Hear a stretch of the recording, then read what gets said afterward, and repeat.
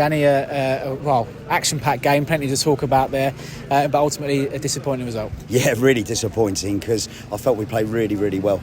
I thought we thoroughly deserved to get something from the game, and until the referee intervened, we looked well on course to get at least a point. I think we had some good opportunities when it was 11 v 10 to perhaps get a goal and take the lead. But I'm not someone who moans about referees the whole time, but the league want you to go to meetings. This guy today, it was only his second ever game at the level. I thought he was excellent in the first half. He played one of the best advantages you've seen. But second half, the penalty, it just doesn't look a penalty all day long. The subs were warming up very near it.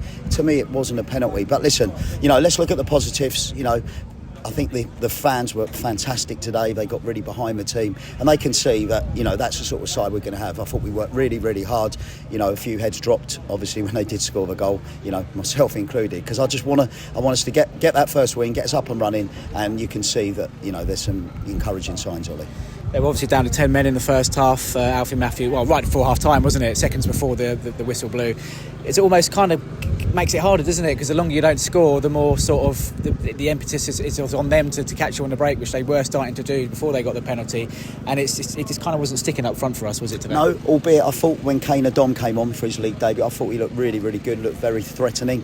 So it gives us some food for thought. Obviously, we still have Lewis White missing, who's one of our most attacking players. So obviously we're all bitterly disappointed, myself included. But all you can do is dust yourself down, put a smile on your face, take it on the chin, and we go again on Tuesday against Chelmsford City. Of course, they finished 10 against 10. TJ Bramble in the opposition box. Quite unusual to see a red card in that situation. But did you have a view of that? It was a tough challenge. I mean, listen, I was sitting on the bench, so my view of it wouldn't be great. My view of the penalty was very good, but my view of the challenge, so I wouldn't want to make a comment on that, Ollie. But the view of the penalty was very good.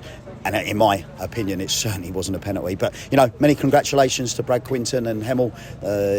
That's 2 out of 2 victories for them. So well done to them. Congratulations. But, you're sort of sitting here after the game, and all you're sort of really thinking about is the referee again. So, onwards, upwards, and very much forwards. Obviously, you always want to talk about the positives. You did mention playing some very good football in that first half. It took 15 minutes or so to grow into it, but once we did, 2 particular very, very good moves, which resulted in some good chances. That's the stuff we need to build on, isn't it? And do you think the more the lads start to gel together, that's what we're going to see? 100%, Ollie. That's what we're going to be. Stick with us. It's there was a lot of positives today. So onwards, upwards, and very much forwards. Is it good that we've got a game now on Tuesday to go again and hopefully get our first points? Yeah, no, listen, we'll be sad tonight, we'll be disappointed, but come Sunday morning, we'll roll our sleeves up and we'll have a go, as they say.